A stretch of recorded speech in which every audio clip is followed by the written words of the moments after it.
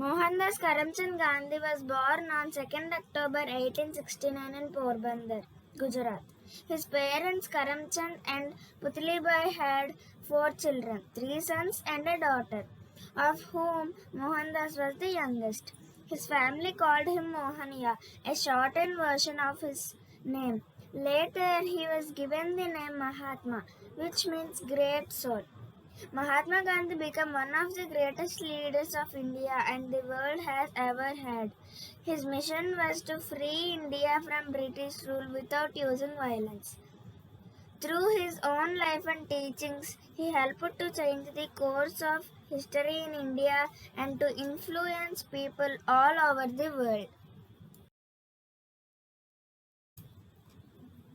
Mohandas' family were Hindus. They followed the ancient religion of Hinduism, which dates back at least 4,000 years.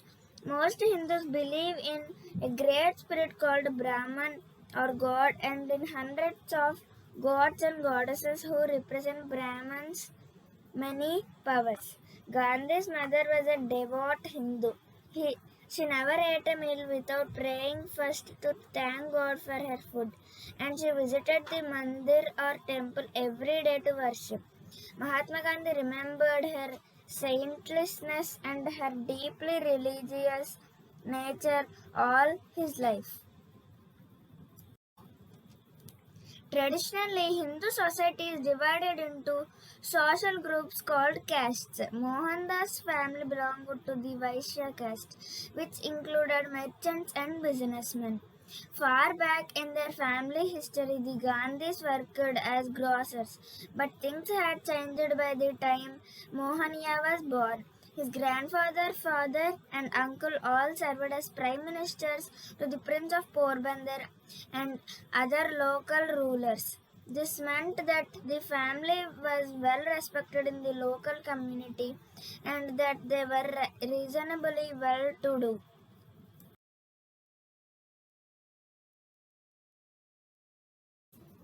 The English East India Company was set up in 1600 to trade with India and Southeast Asia. At first, it traded only in spices, but later added cotton, indigo, silk, and other goods. The company set up its first trading post at Surat on the west coast of India in 1612.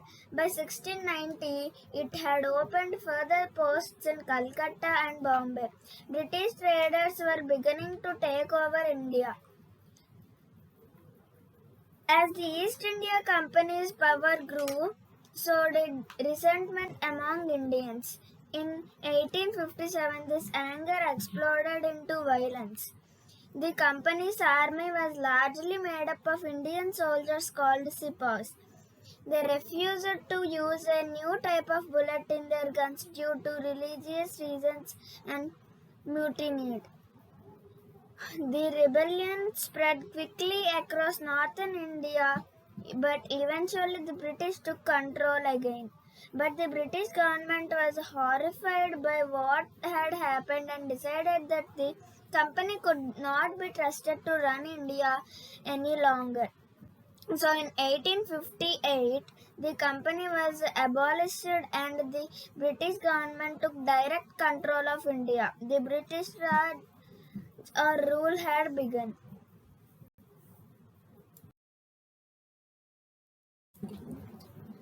From 1858, thousands of people arrived in India from Britain to work in the government, civil service, and army. Many lived in luxury compared to life back at home. In India, they could afford large estates in the countryside with teams of servants to look after every need. While their husbands worked, the women painted, organized garden parties, and wrote letters home. For the men, polo and tiger hunting were favorite hobbies. British and Indian people didn't really mix. Most British people were happy to rule India, but that didn't mean that he had to get to know Indian people or their culture.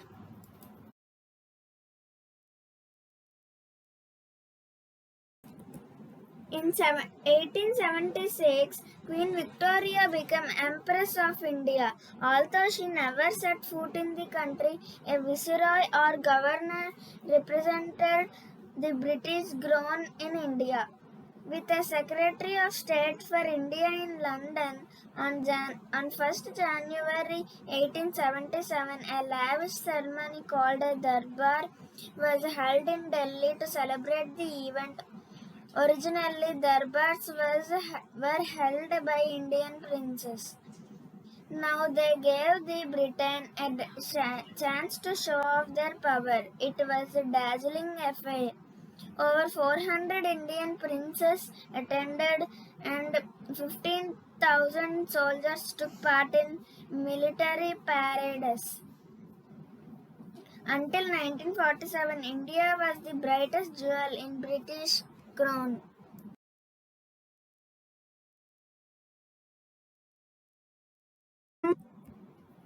During the Raj, the British had thousands of kilometers of railway track laid across India.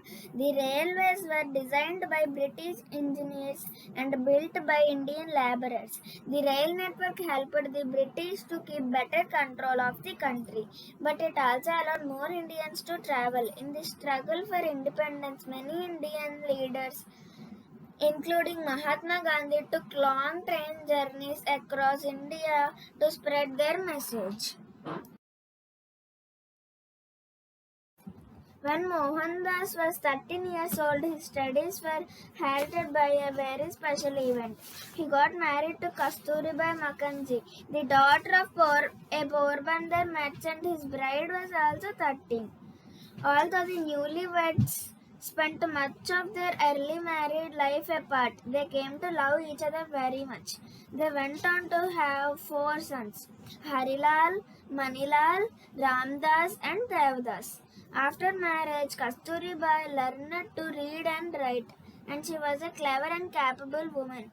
Until her death in 1944, she stayed by Mahatma Gandhi's side through the long struggle for Indian freedom. Despite his happy marriage, he himself was strongly against child marriages, which he described as cruel. In 1888, at the age of 19, Mohandas left his wife and family in India and sailed to Britain to study law. He wanted to study medicine, but his family preferred him to become a lawyer. His mother did not want Mohania to go, but he had set his heart on it. In the end, his mother agreed on condition that he did not eat meat or drink alcohol, like many Hindus. The Gandhis were vegetarians because they believed that it was wrong to harm or kill living things. Even though Mohandas wanted to fit into English society, he didn't forget the promises he had made to his mother. So he didn't drink alcohol or eat meat, even though his English friends tried to persuade him to. He soon found a vegetarian restaurant not far from where he was studying and became a member of the Vegetarian Society of England. He also learned how to cook. To save money, he made his own breakfast of porridge and cocoa. Then went to the restaurant for lunch. Dinner was bread and cocoa at home. Later, he learned how to make carrot soup. While he was in London, Gandhi read the Bhagavad Gita, one of the most sacred Hindu texts. Its message is the importance of doing your duty without thought of any reward for yourself, and it was became Mahatma Gandhi's daily guide throughout his life. Mohandas enrolled at the Inner Temple, one of 4 law colleges in London. He gives very few details about his student days in his autobiography. We know that he learned French, Latin, physics, and law, but not much more than that. In June 1891, he passed his final exams and became a lawyer. When Mohandas arrived in the British and the Dutch colony of South Africa, he found that the Indian community was treated very badly by white people. Before long, he experienced this for himself. Despite having a first class ticket, he was thrown off a train because Indians were not allowed to travel first class in case they offended the white passengers.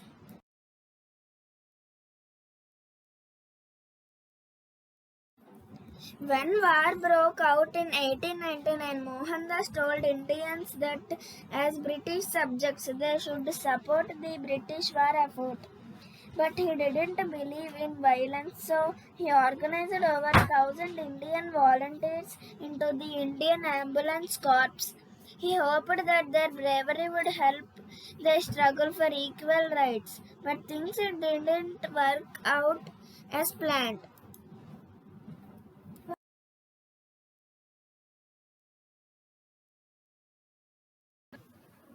Mahatma Gandhi settled at Sabarmati near the city of Ahmedabad in Gujarat.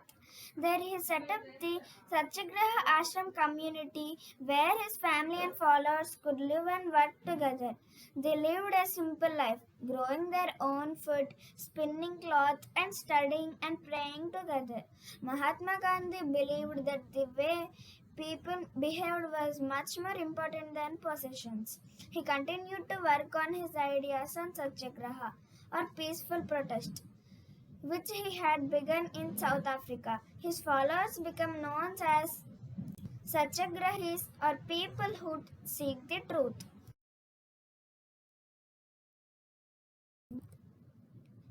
Mahatma Gandhi decided to give up his suits and ties and dressed in a plain white cotton loin cloth and sandals, the clothes of a humble Indian villager. He believed that India needed to stop using Western goods and rely on the goods it made itself. This was the way to win independence. So he encouraged people to spin their own cotton and make their own clothes with the hand spun khadi. To him, spinning wasn't just a useful thing to do, it was also a political statement. Traditionally, Hindu society is divided into groups called castes based on the jobs people did. Hindus believe that everyone is born into one of these castes. The top caste is that of Brahmins or priests. Next come the Kshatriyas or rulers and soldiers, and after them the Vaishyas or traders and farmers. The fourth caste is Shudras are ordinary laborers. Mahatma Gandhi's family belonged to the Vaishya caste. When he decided to go to England, some members of his caste were furious. They warned him that if he went abroad, he would stop being a Hindu. He went anyway. Luckily for Indian travelers today, the caste rules are much more relaxed.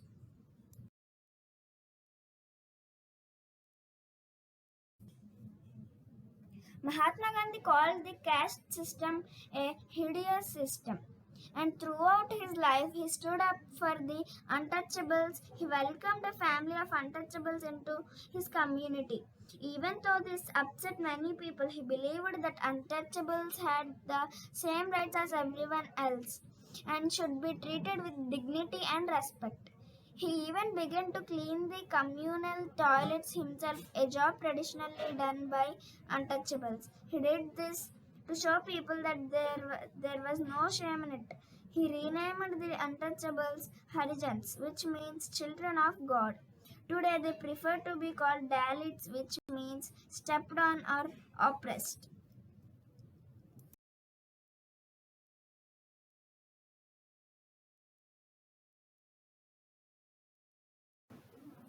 A fifth group of people were considered to be the outside the caste system because they did the dirtiest jobs such as a street cleaning. These people were called untouchables. Untouchables were not allowed to touch higher caste Hindus or anything they touched. Untouchables were also forbidden to enter Hindu temples, homes, and shops. This meant that they were forced to live apart from other people. often is square quarters in the worst conditions.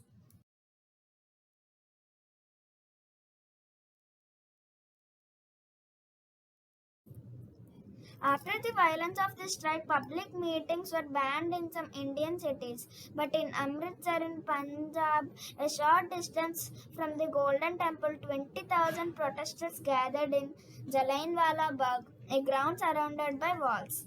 A British officer arrived with his troops to stop the meeting. Without any warning, he ordered his men to open fire on the crowd. Nearly 1,000 Indians were killed and more than 1,500 wounded.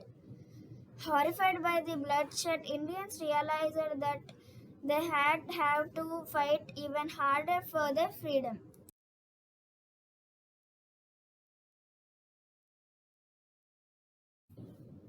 In 1920, Mahatma Gandhi campaigned for Indians to run their own country. He asked Indians to refuse to buy British goods, stop using British run services, and refuse to pay their taxes.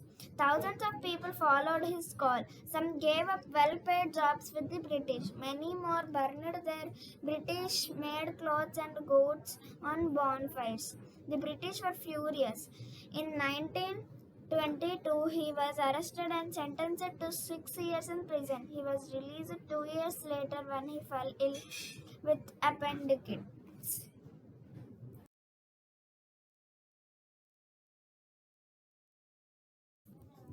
Under the SALT laws of 1882, only the British government was allowed to make and sell salt.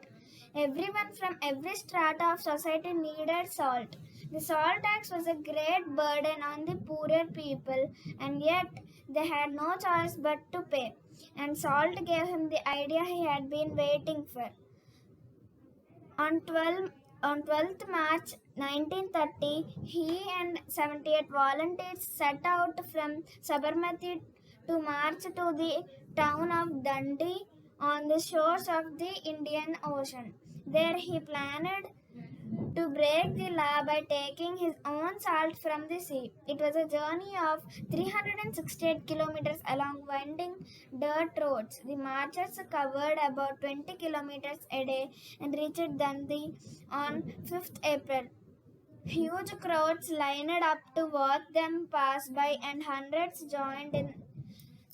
Early on the morning of 6th April, he went down to the seashore, picked up a piece of salt, and in doing so broke the law. The result of this simple act was astonishing.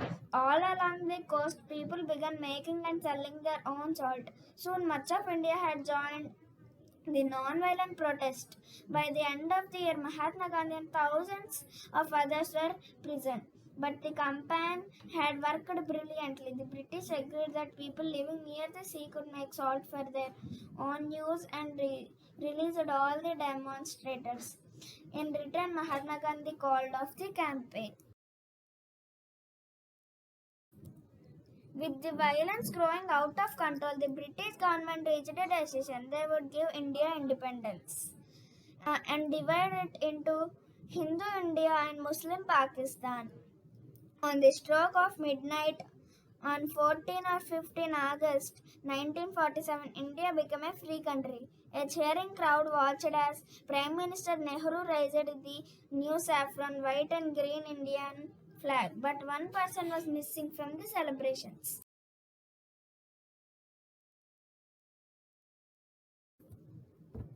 Just after 5 p.m. on Friday 30th January 1948, Mahatma Gandhi left Birla House, the huge mansion he was staying at in Delhi.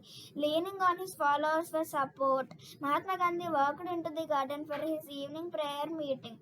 About 500 people were waiting for him. Among them was a man called Natrum Godse, a fanatical Hindu. Godse blamed Mahatma Gandhi for favoring Muslims and looked on him as an enemy of the Hindu faith. As Mahatma Gandhi passed by, Godse stood up and bowed to him. He took a pistol from his pocket and fired 3 shots at Mahatma Gandhi. As the Mahatma Gandhi slumped to the ground, his spectacles fell to the floor. Hey Ram, he murmured.